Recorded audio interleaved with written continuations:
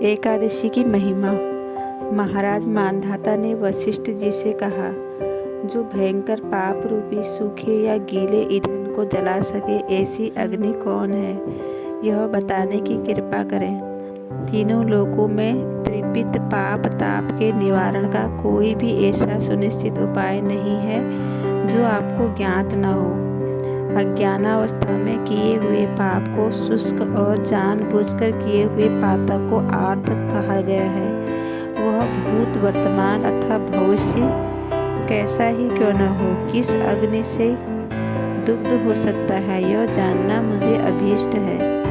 वशिष्ठ ने कहा, नृपश्रेष्ठ सुनो, जिस अग्नि से शुष्क अथवा आर्त पाप पूर्णतः दुग्ध हो सकता है वह उपाय बताता हूँ।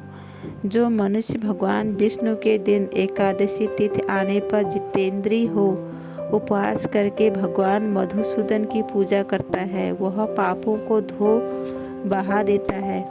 एकादशी नामक अग्नि से पातक रूपी ईंधन 100 वर्षों से संचित हो तो भी शीघ्र ही भस्म हो जाता है।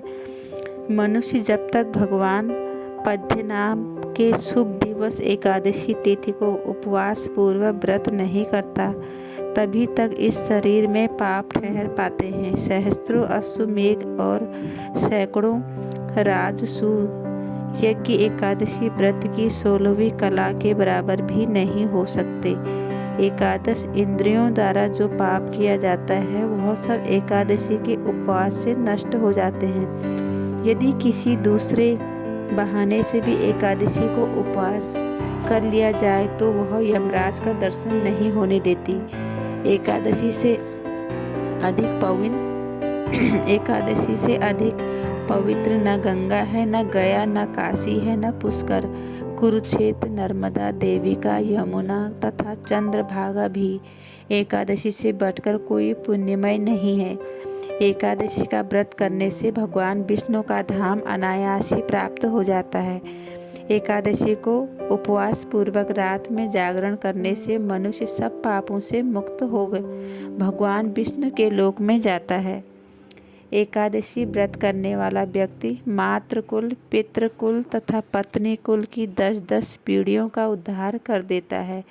वह अपने को भी वैकुंठ में ले जाता है। एकादशी चिंतामणि अथवा निधि के समान है।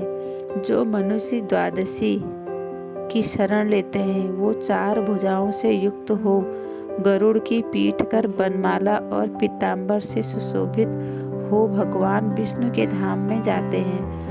यह मैंने एकादशी का प्रभाव बताया है। जो मनुष्य आदर पूर्वक एकादशी व्रत करता है वह माता के उदर में प्रवेश नहीं करता, वह मुक्त हो जाता है। अनेक पापों से युक्त मनुष्य भी निष्काम या सकाम भाव से यदि एकादशी का व्रत करता है तो वह भगवान विष्णु के अनंत पद वैकुंठ धाम को प्राप्त कर लेता है।